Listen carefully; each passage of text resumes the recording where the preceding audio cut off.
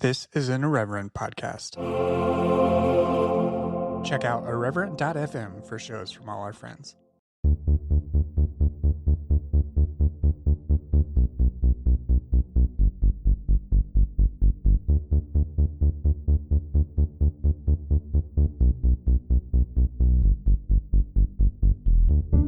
Hello and welcome to Exvangelical, a show exploring the world inside and outside the evangelical subculture. I'm your host, Blake Chastain. I'm aware that the release schedule has been a little more erratic than I would hope. Longtime listeners know that this show is actually something that I do not do in my full-time work, and unfortunately, when certain things come up, my release schedule can sometimes become erratic, and I do apologize for that. I also know that just given some of the things that I've shared here on the air, as well as some of the things that I've shared in my newsletter, that there are some aspects of life that are just taking priority at the moment. You can read about that in the most recent post on the Post-Evangelical Post that's titled, "I Still Haven't Socially Recovered from Lockdown." I share a little bit about what's going on offline, and you can read that at your leisure. I'll link it in the show notes. However, I did also want to recognize here on the air that it is Pride Month, and I wasn't able to book and record and edit a full podcast, a new interview to acknowledge that fact, but I do have a wonderful interview from my archives with the Religious Exemption Accountability Project, in particular with Aaron Green and Paul Southwick from the Religious Exemption Accountability Project. If you're unfamiliar with their work, they empower LGBTQIA+ students who face abuse and discrimination at religious colleges. They filed a landmark lawsuit against a number of religious colleges for discriminating against LGBTQ students on their campuses. That this interview that you're about to hear was recorded and published in September of 2021. Since then, in January of this year, there was an initial dismissal of this case, but they have filed an appeal. I will link to their website, which shows the timeline of how things have progressed with regard to their class action lawsuit that they have filed. They also do a lot of incredible work on the regular, on social media and in networking with college students on campuses. They have been doing throughout Pride Month a Can't Pray the Gay Away social media campaign on their Instagram page and elsewhere, and I highly recommend you check that out. And also head on over to www.thereap, that's THEREAP.org, to learn more about the organization. The Religious Exemption Accountability Project is also one of the organizations that I regularly donate to as part of the Post-Evangelical Post. You can learn more about that over at postevangelicalpost.com/about.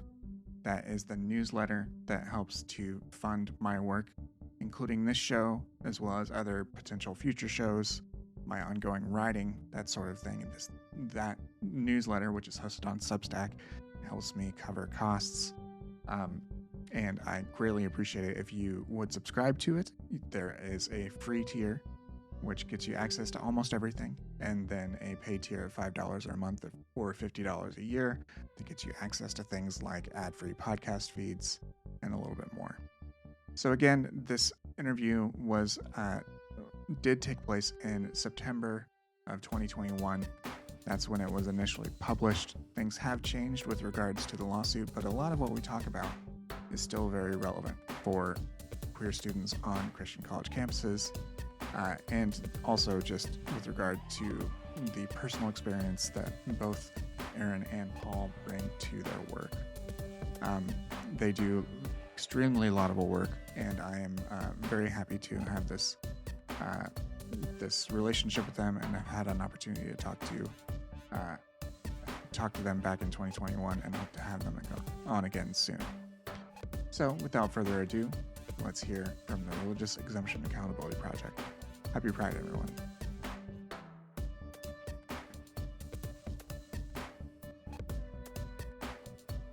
Hello and welcome to Exvangelical. My guests today are Paul Southwick and Aaron Green of the Religious Exemption Accountability Project, also known as REAP. Paul serves as director of REAP, and Aaron, a return guest, is the campus and alumni organizer. Paul and Aaron, welcome to the show. Hi, Blake. Thanks for having us. I'm really excited to talk to you about what REAP is up to, so let's actually set the stage. What is REAP, and could you summarize the lawsuit that you've actually filed against the Department of Education? Sure. Thanks, Blake. So, this is Paul, and I started REAP about a year ago with the idea that religious exemptions to civil rights laws, they come at a cost, and the cost is often borne by queer people, people of color, and women. And in our name, we try to center accountability. So that's why we're the Religious Exemption Accountability Project. And what we're focusing on is accountability for the grave harms that are caused by these large loopholes to civil rights laws. So, in general, we're about accountability for religious exemptions. And more specifically, we're focused in the higher education sector currently. And that's where we started our class action lawsuit, Hunter versus the Department of Education. The purpose of that lawsuit is really to hold the government accountable. Mm. And could you talk about that a little bit and why you started there and with a class action lawsuit? Is there a benefit to mounting that particular type of legal challenge? Sure. So a class action lawsuit against the government can create a systemic resolution to the injustices that queer students are facing. So you can imagine, REAP could bring hundreds or thousands of lawsuits against religious colleges all across the country or departments of education in various states. um, that would be really burdensome. It would be burdensome on the courts. It would be burdensome for any organization to try to mount something like that. And so when you have a case where there is a single source of the discrimination, here, the Department of Education's funding of religious educational institutions that explicitly are using that money to harm queer and trans students, then the class action type of vehicle is a great vehicle for bringing about systemic change. Mm. And you mentioned when you were describing the religious exemption itself, you used the term loophole. Can you describe what you mean by that and how these administrations, these colleges, utilize loopholes? Sure. So, right now, there are about 1 million students attending more than 200 religious colleges and universities across the country that explicitly discriminate while taking federal funding from the Department of Education and a variety of other government agencies. And so those students, they are put in this place where the government and the educational institution have essentially promised to protect them and guarantee them basic civil rights. However, when they experience discrimination at these places, and if they try to protect themselves by going to a Title IX coordinator or going to the Department of Education itself, the government just slams the door on their cry for help. How does it do this? Why? What's the whole apparatus? Well, it has to do with Title IX and how it was originally enacted, where it came with a very large um, religious exemption that says any educational institution controlled by a religious organization doesn't have to comply with any parts of Title IX if it on its own believes that compliance would conflict with its religious tenets. What does that mean in a little bit more simple terms? That means religious colleges can take all the money in the world from the government that they want, and they can treat queer students and trans students horribly, and there is no accountability. There is nothing these students can do. And so for decades, we have seen queer students oppressed at these institutions, federally funded institutions that have conversion therapy programs that make sexual assault survivors scared to report their sexual assault for fear that they'll be punished for their queerness or their trans identity that comes out during the report, and horrible acts of harassment and bullying and other forms of discrimination. And so these queer people have been bearing the brunt of that oppression for years. And as a lawyer, I was taking on individual cases for about the past decade where I would get a call or an email from a queer student or from an organization like Brave Commons that Aaron started, or Soul Force, like who we're partnered with now. And I would help them on a one on one basis. And I'll tell you, Blake, things have not gotten better as civil rights for queer people have dramatically increased with Obergefell and, the recent decisions from the Supreme Court in the public sphere, but it has not gotten any better. In fact, it's possibly gotten worse at certain institutions for queer and Mm. trans people. And Aaron, I actually want to use that as a segue to hear from you and talk more about the students. As Paul mentioned, you have been involved in advocacy and networking for queer students on college campuses for a while now, drawing from your own personal experience as well as turning that into advocacy work.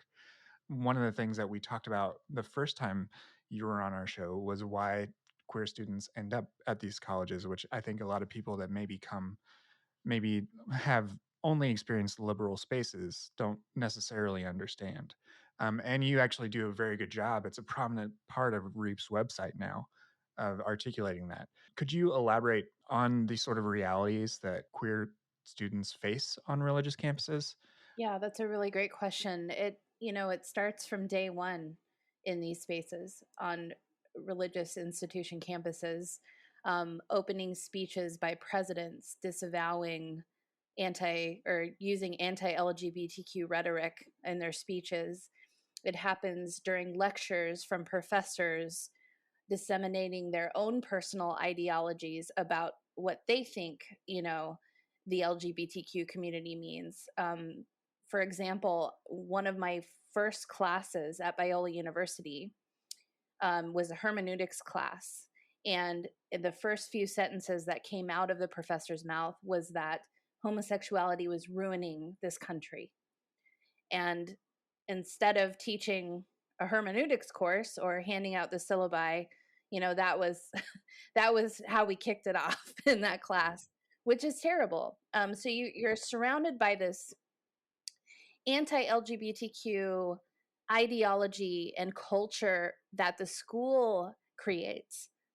And then you're also surrounded by a lot of fundamentalistic students who are also attending these schools. So you're really getting a double whammy. And then on top of it, if this student's family is not affirming, you have like a three-way thing happening where no one closest to you is affirming you in this space, and it's scary. It's isolating. Just having non-affirming language in a policy creates a higher propensity for a queer student, to feel isolated, to feel depression, anxiety, um, to feel alone, to have suicidal ideation. These are the realities for queer students on a daily basis on these campuses. Blake, I think in part you were also asking, how do these students end up here? And, Aaron has a great explanation for that on our website. And I can also just share my personal experience. I was at one of these fundamentalist religious colleges, and I was sent to conversion therapy by my college and heard these messages. And I think that my path is one of many paths for queer people to end up in these spaces, but it's a pretty common one. And that's that I was born into a family of fundamentalists. And when you're born into a family of fundamentalists, and I was homeschooled, went to church at a rural evangelical church, you don't know any other message other than condemnation for homosexuality and for people who are trans. And so your internal message is that these feelings are bad and evil, and I should go to a college. I should go to a safe college, and probably my parents will only pay if I go to a safe college, meaning a college that will reinforce that homophobia and that transphobia. And so, yes, do do these young people have a choice in where they decide to attend, sort of. They're not they're generally not being forced at gunpoint to go to these schools, but they have been taught this self-loathing ideology, and it has sunk in so deep that they want to go to these places. And usually what ends up happening is that a couple years in, they realize there is no fixing this. There is no fixing their homosexuality or their gender identity, and now they are stuck. They are stuck in a hostile environment where they can be turned in, and I'm not using hypotheticals, Blake, where they will be turned in by their roommates, where they'll be snitched on, where if they ask someone out on a date and the date goes badly, they can be reported to the honor code office, where professors monitor their social media and will turn them into the dean if they express anything affirming or even questioning about sexuality in their social media. And for a lot of these kids, like Aaron said, and we've seen this happen. We've just been approached by 4 new potential plaintiffs, Blake, who just at the start of this academic year find themselves suspended, expelled, given 24-hour notice to pack your bags and get out of town. What does that mean to a 19-year-old who is being expelled or suspended, given 24 hours to pack their bags? What if their families are also not affirming? Where do they live? Often they become houseless, or they're floating on couches until they can find a place to land. But just imagine your family shunning you, your college throwing you out with 24-hour notice. You lose all your friends, your professors, your mentors, and it can happen to you overnight. It happens all the time in these spaces. And so a lot of people like to blame the kids. Well, you should never have gone there. Well, they really haven't done the work to think through why would they end up there. And if you understood why they end up there, I think there'd be a lot more compassion for these kids. I want to add to like and just Paul explaining that, like, imagine, you're 18, 19, you've gotten into a college and you're going there because you want to flourish and thrive just like everyone else does. You want to have a career, you want to have, a relationship with someone. You want to have a normal life just like everybody else does. But what Paul described, and what I described shows that for the queer and trans student, this reality, this sense of normalcy doesn't happen at all in these spaces. And imagine like their straight peers. The straight person in this college experience gets to have all those things, gets to have a safe environment to learn in, gets to flourish in a relationship, hold hands with their partner, do whatever with their partners. For the queer and trans student, this is off the table completely. So in comparison to their straight peers, the treatment is absolutely deplorable and egregious. And that's something that we're trying to call out, is like, look at the experiences that these folks are having: homelessness, non-affirming families, getting kicked out, getting expelled, getting things taken away from them or whatever. This doesn't happen to straight people in these spaces. It just doesn't. Yeah. This is public knowledge at this point. My alma mater is named in this suit. I went to Indiana Wesleyan. I did see that the person is filing their suit synonymously because they're a current student, and they are afraid of that very thing. I graduated 15 years ago now, more than that. I'm an elder millennial, so I'm showing my age there. But it hasn't changed. And it hasn't changed in the sort of way that I think some people who don't have experience in these spaces sort of expect that over the gains in overall social acceptance of queer relationships and identities over the last 20 years are pervasive in society. But here, what you're really illustrating is a place where there are still fundamentally a lack of rights, a lack of ability to be one's full self and participate in a safe student environment. I think you touch on a couple of important social dynamics that are at play here.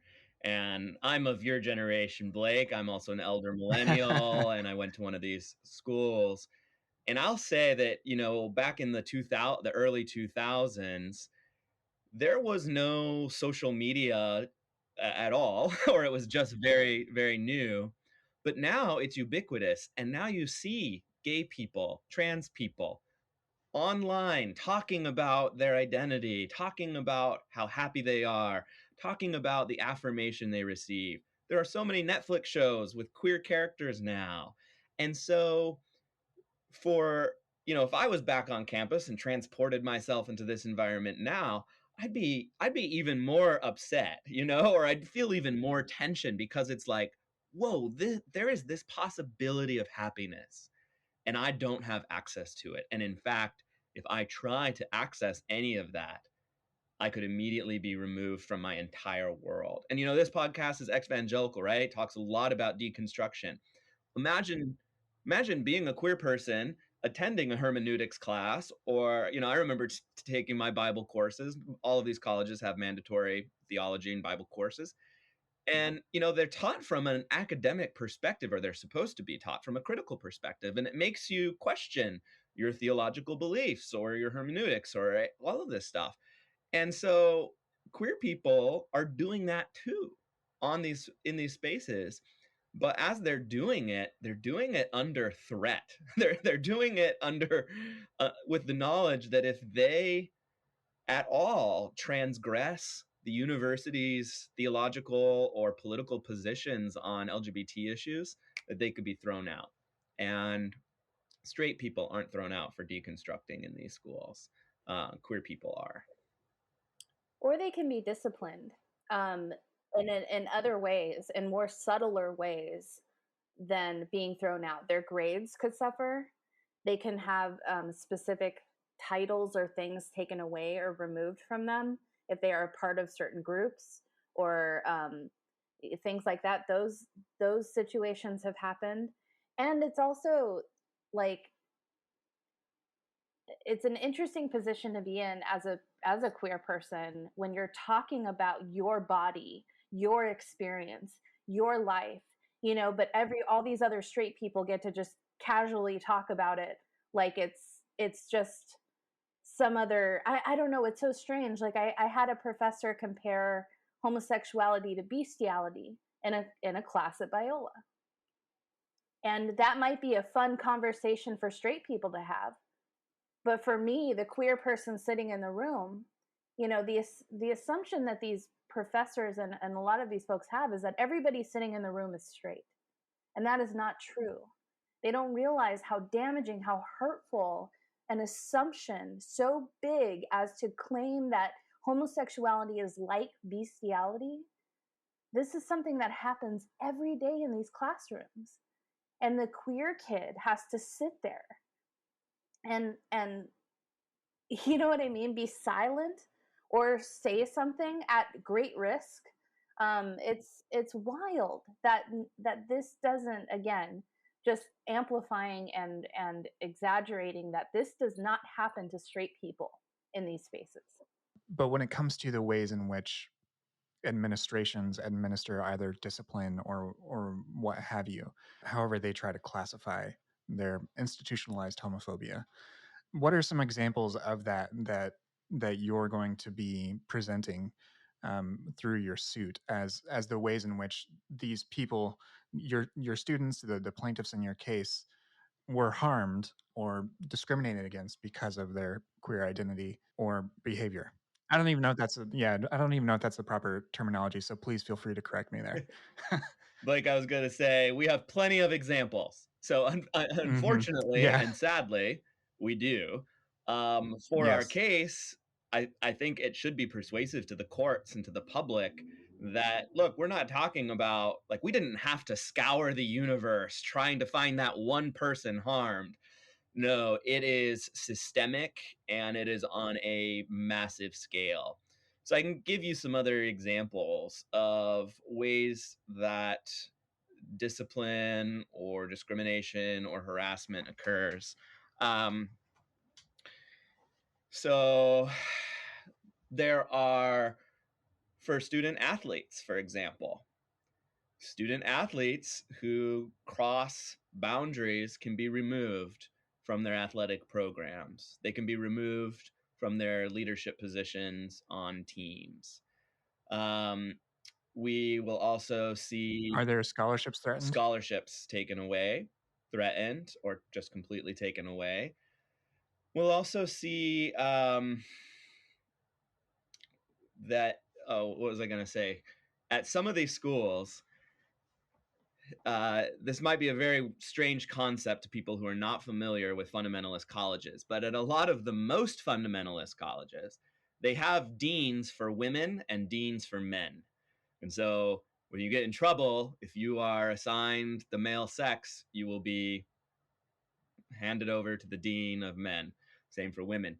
Well, what we're seeing a lot of times, if someone says something that might give away that they are lesbian or that they are trans, and if they are biologically assigned the sex of female, they'll be sent to mandatory meetings with the dean of women to become a little bit more ladylike, to become more of a heteronormative version of a woman.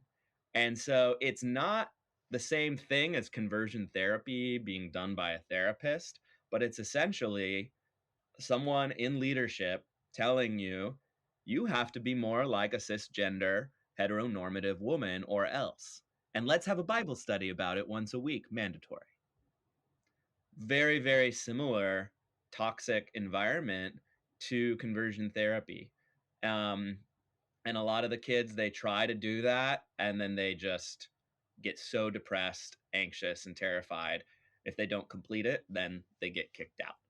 So we see these are shaming devices, right? We're going to take away your leadership positions. We're going to take away your scholarship.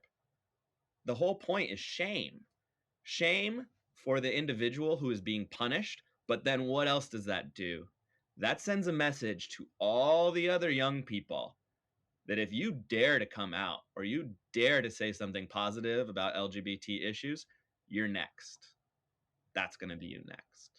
So these are real, very real threats. And so those are other forms of discipline, but we also have seen explicit conversion therapy. You have to go to conversion therapy for your gender identity if you want to remain a student. We see denial of access to hormones, denial of use of pronouns or gender affirming pronouns or names.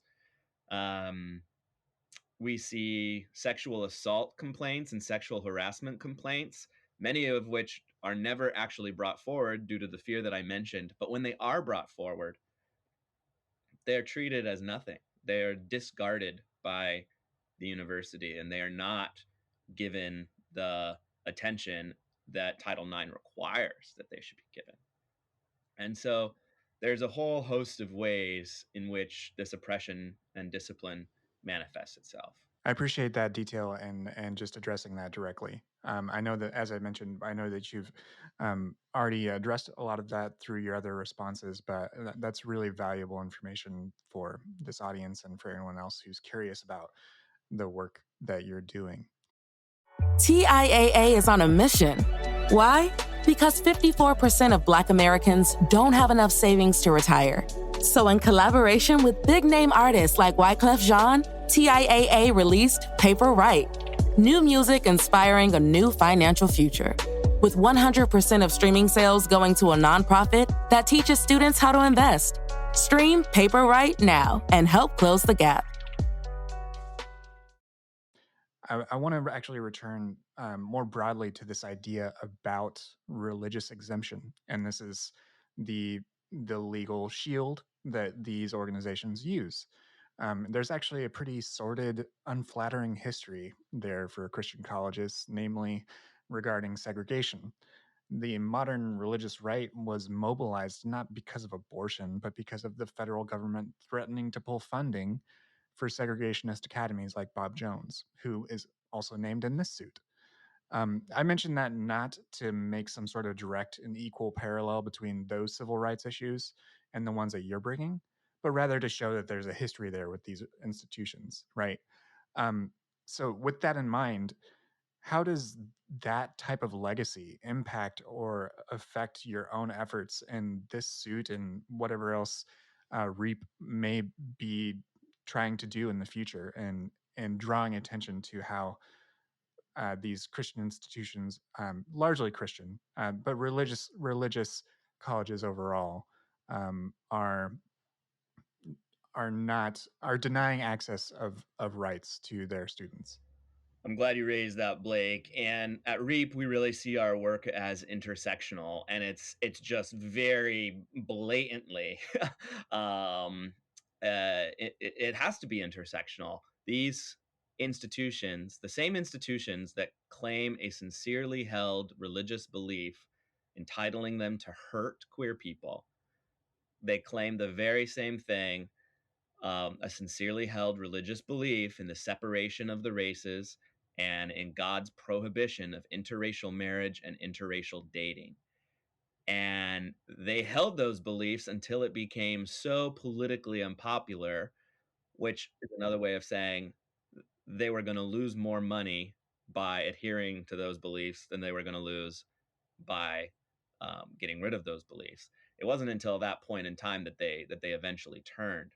But I completely it's been really interesting to dig into the history of religious exemption, and because you're right, it's born out of racism, and it's born out of these segregation academies, which started as a response to Brown versus Board of Education, which integrated the public schools. So all of these white fundamentalist families are like, well, I'm not sending my kids with any of these black families, so let's start our own private religious schools and try to operate a whites only segregation academy.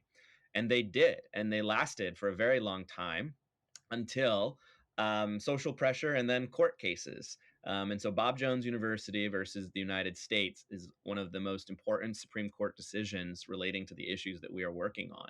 It's a 1983 Supreme Court decision in which, in an 8-1 vote, so that means moderates, conservatives, and liberal justices, save for Justice Rehnquist, um, all agreed in an 8-1 decision that Bob Jones University, they recognized it had sincerely held religious beliefs about the inferiority of the races, but they said that does not justify government support for those racist religious beliefs. Even though they're based on sincerely held beliefs, the government does not need to support them. And that's what our case is about. We're not suing any, our lawsuit will not affect truly private discriminating institutions that don't take any money from the government. Our case will only affect those schools that are being propped up and funded very heavily by the federal government. And so we draw a very clear line from those cases on through sexual orientation and gender identity discrimination. But I don't want to lose sight of the intersectionality with misogyny at these institutions. You know, the Title IX religious exemption was in I think it was 1973, 72 or 73, of when Title IX was enacted. What was the point of the religious exemption then? To punish women for getting pregnant outside of marriage, to punish women for access to reproductive health, and also to prohibit women from entering certain degree programs. And so it's this same desire by largely white cis straight men who have run these institutions for decades that has preserved this abhorrence for the other, for anyone who does not conform to heteronormativity and to whiteness. And so we very much trace it back to those segregation academies. And what I think, so you might think, well, then why haven't they, gotten up to speed? Well, look at the boards of directors. The boards of directors of the schools control the schools. And if you look at those boards, they're largely older, white, straight, cis men who are trying to hold on to their vision of the 1950s.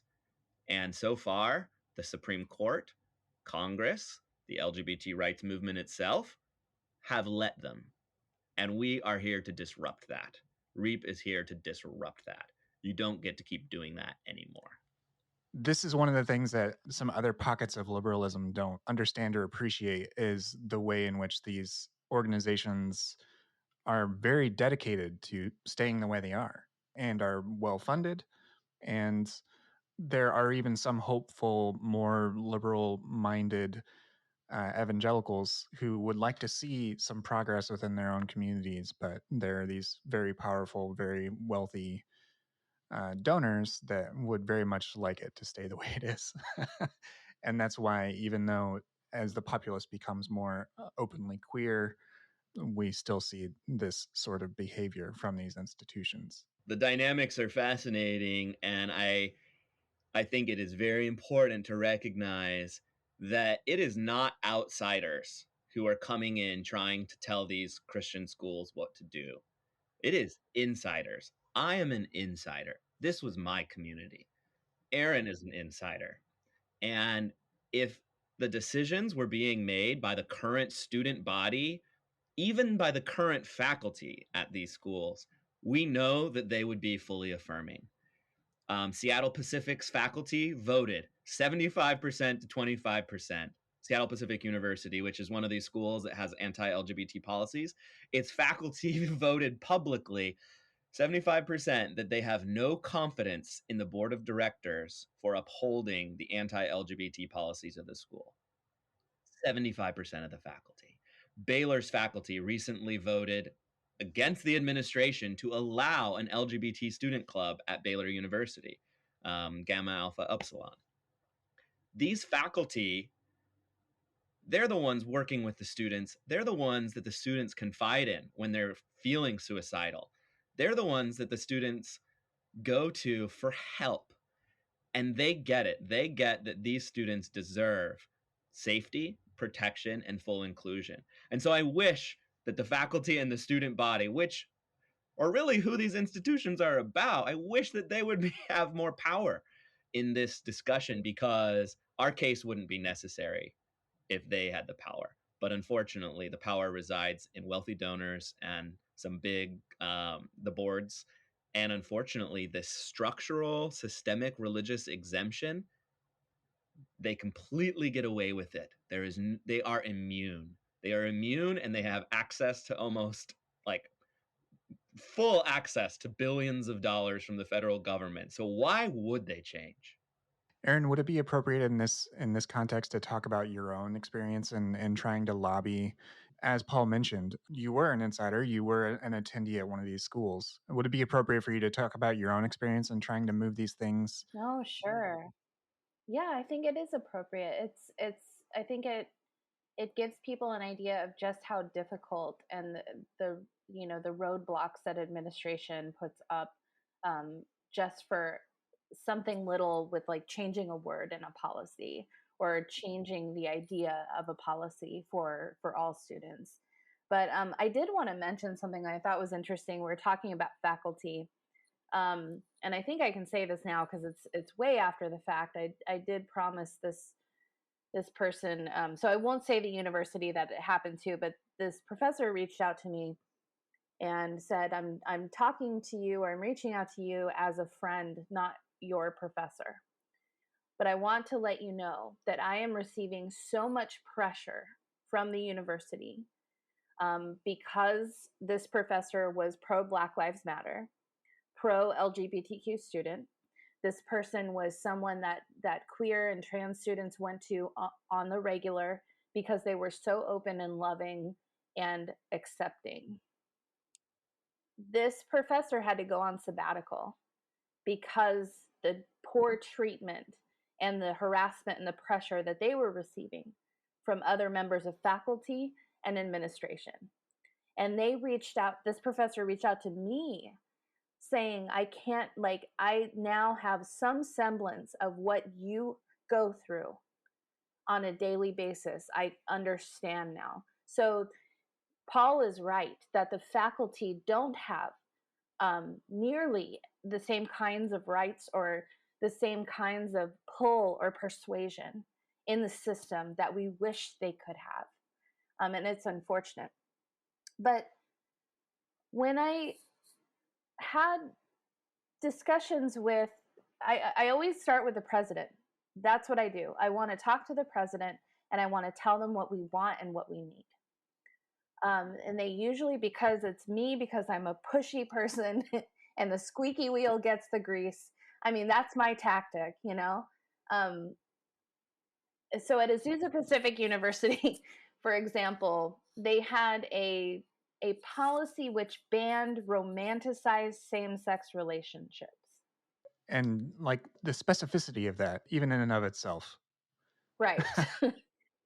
So I said, my argument was, it wasn't even really a theological argument. It was just a logical argument that how could you, like, you are making the assumption that all LGBTQ people in a relationship are having sexual or engaged in sexual activity, which is a bad assumption.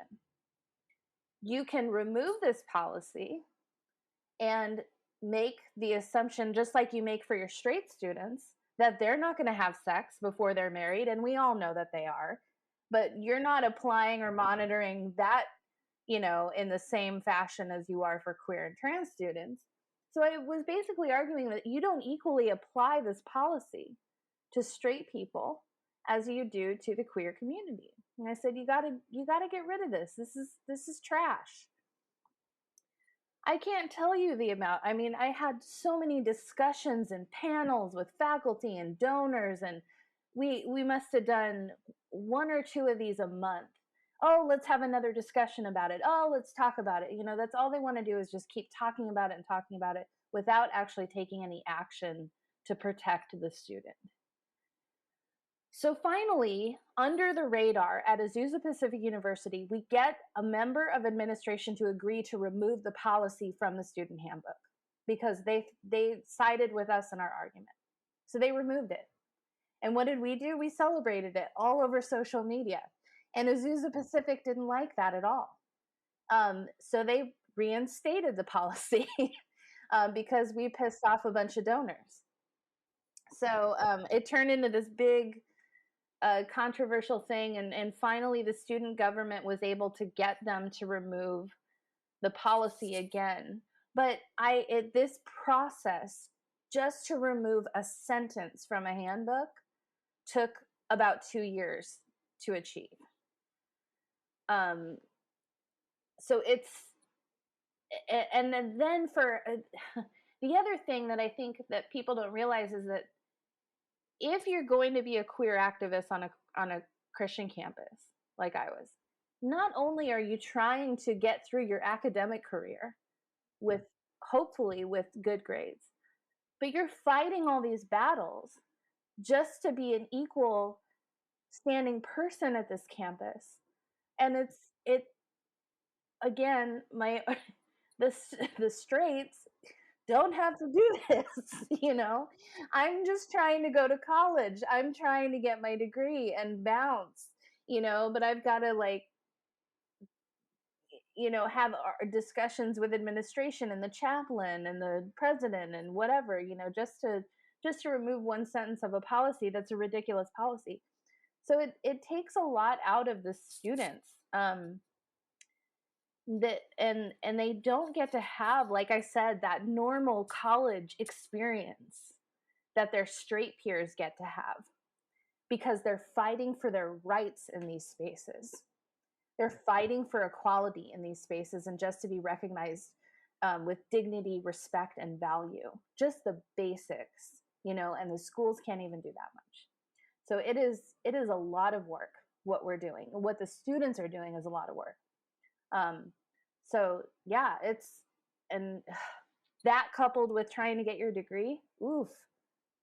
How do you see progressive legal efforts like yours counteracting and working against these very established opponents that get a lot of support?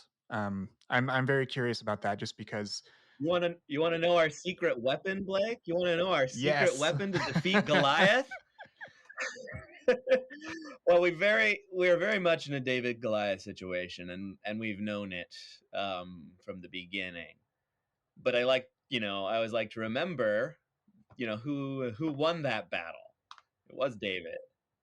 And right now, the situation is more dire than you even express. So I will tell you how badly it's stacked against us.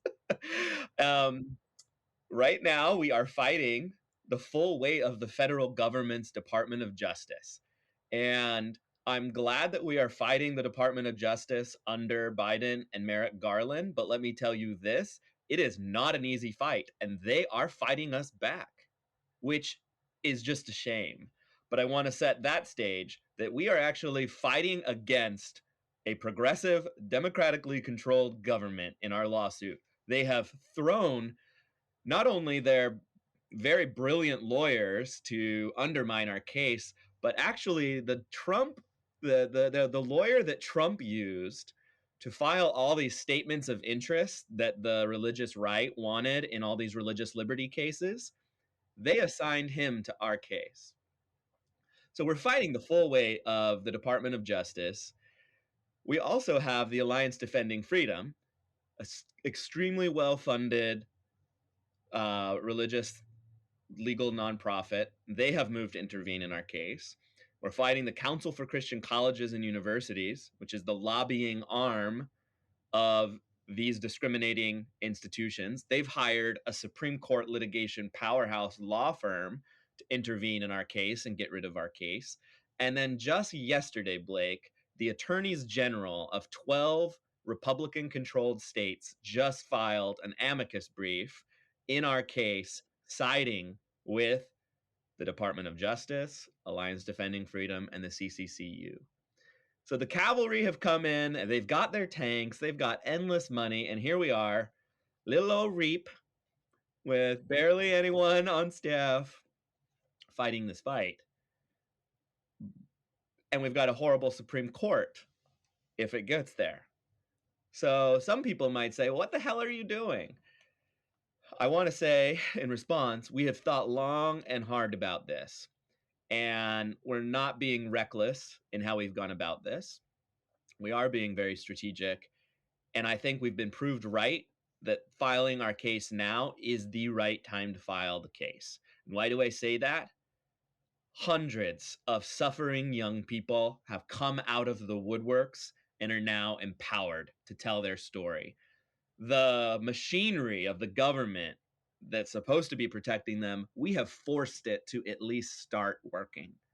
We have filed complaints with the Department of Education, administrative complaints. We filed this lawsuit. We have young people telling their stories. The news is picking up and drawing a huge spotlight on this injustice. My personal belief is that if we did nothing else and everything that we had set in motion continues, we will experience victory in the end. And there's a lot of different pathways before we get there. But I think the power of these personal narratives is so key. And then we've also brought in some of our own backups. We now have an international law firm, the law firm of Perkins Coie. They have partnered with us and they're fully co-counsel in our litigation now. So they have a lot of brains and a lot of bronze, and we now have them fighting with us. So we're not completely alone anymore either. It feels lonely up here doing this work. You know, we want the ACLU, we want Lambda Legal, we want the Biden administration to have our backs and to like be fully in this. And, you know, I think that they will get there. I think that they will get there, but somebody has to make a first move, and we've made it. And I do want to say we're also following a playbook, and this goes back to one of your earlier points about this intersectionality and the history of racism and segregated education. I have studied how we got to the Bob Jones University case that I mentioned, the 1983 Supreme Court case. It didn't start there. It started in the 1960s when the parents of Black kids sued the government for funding all-white religious segregation academies. They brought those lawsuits in Mississippi, in Louisiana. They won some, they lost some, but eventually they created precedent and narrative that led to the ultimate victory in 1983. So we're in it for the long haul. There might be some losses on the way, but we're following a game plan that was effective in the civil rights movement of the 60s and 70s and 80s, Mm-hmm. and we think it'll be effective here.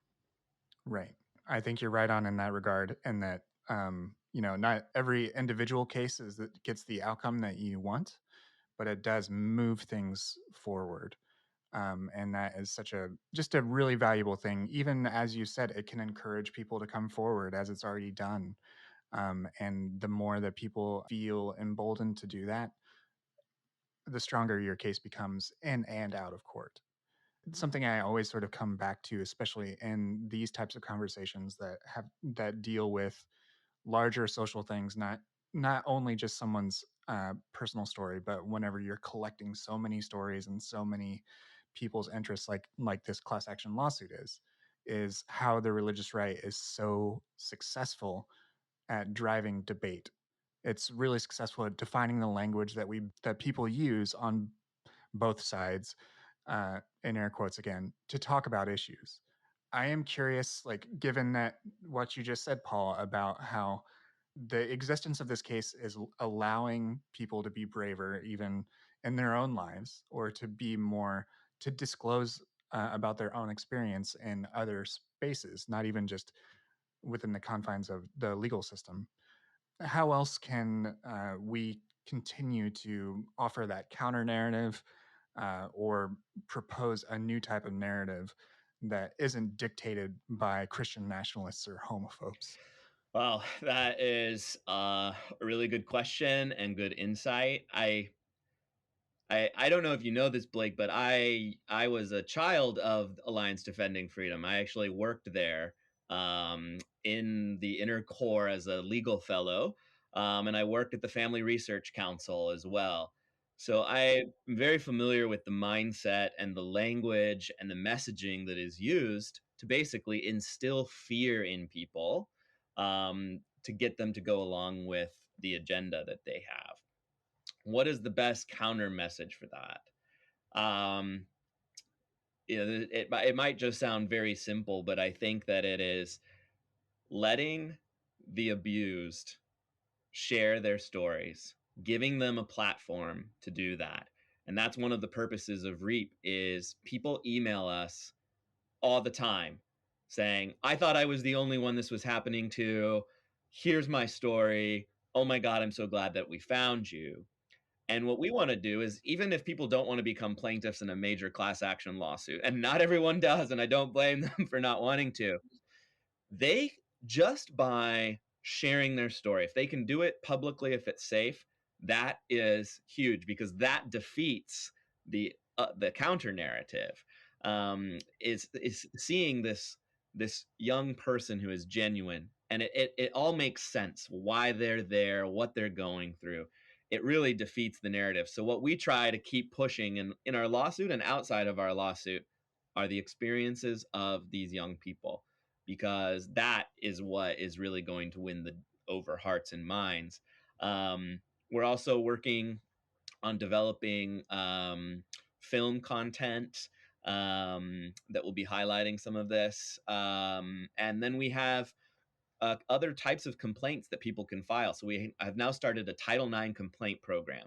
And so that means if you have experienced discrimination at your school, but you don't want to be a plaintiff in a lawsuit, we'll help you file an administrative complaint with the Department of Education. And that can be empowering in itself. And you can use a pseudonym if you're too scared to use your real name, or you can use your real name. We'll help you fill out the form. We'll put it on the government's desk. And basically, we want those Title IX complaints to pile up so high that the government can no longer ignore the cries of these young people, because the religious right has done so good at scaring all these queer people that they are just silent and they have nowhere to voice the abuse. And so we want to help them voice that. And we want the broader world to know that it's not just one or two of these kids. There are tens, if not hundreds of thousands of these students at these institutions that are suffering very similar things. And when you have that amount of suffering on an institutional and system-wide level, that means the government needs to do something. Mm. Aaron, did you have any other thoughts as well, as far as how either current students or sympathetic faculty, and your role as working on campuses, sort of thing that I asked Paul regarding counter narratives or anything else to push back on that. Yeah, I think so we talked about this earlier, is I think really helping educate people in the public to understand why queer and trans students go to religious colleges, and why they end up in these spaces, because that's the number one question I know Paul gets asked. It's the number one question I get asked. And I think if we can help explain and like help it wrap around people's minds, like, oh, it's not, they're not just choosing to go here, you know, necessarily. Like, these schools are courting them too. These schools will take their money. These schools will not give an informed consent procedure. These schools make them feel desirable and wanted. That's what happened to me at Biola. That's what happened to me at Azusa Pacific. They don't care. They'll take your money. So I think having folks in the public recognize, like, okay, this is the reality for queer and trans students in these spaces. It's not necessarily through their own decision to get here. I really think that that's the key, because that's the question we get asked the most. So that's part of the key to me to changing the narrative, is helping people understand why. And then it's like, okay, well, then what do I do? How can I help? What can I do to help? And that's the next step, right? Is us educating them on ways that the public can help, and how the public can get involved in what's happening. That's great. And Paul, Aaron, I really appreciate you both just taking the time to talk to me about your efforts with this lawsuit and all the other types of programs that you're working on in order to move these social issues forward, because it's going to benefit queer students on Christian campuses even today. And I'm very interested, and will be cheering you on as we watch this proceed through the courts and elsewhere. Where can people find information about REAP? Where can they either find information about the lawsuit or about either of you? Anything you want to mention here at the end about if people need those resources, or if they're looking to support you in some other way? Oh, thanks, Blake. Really happy to be part of this. People can find us at www.thereap.org, and you can download the lawsuit there. You can meet the plaintiffs. We have a sort of interactive thing where you can click on their picture and learn more about each plaintiff and their background. You can donate through thereap.org. There's an online donate button, signing up for our newsletter, and we post periodic updates up there as well. So that's the great spot to learn about what we're doing. We're also on the social medias. So you can find us on Twitter, you can find us on Instagram and Facebook. And we love people, like, that's what I was just talking about. Like, how can you help?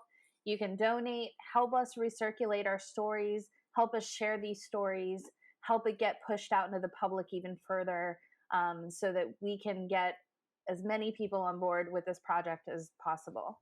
And if any of your listeners have experienced discrimination at a religious educational institution and want to share it, we also have a feature on our website where you can share your story confidentially. We'll keep it confidential, and then someone from our team will contact you if you're interested in sharing it more publicly. So that helps us as well. Great.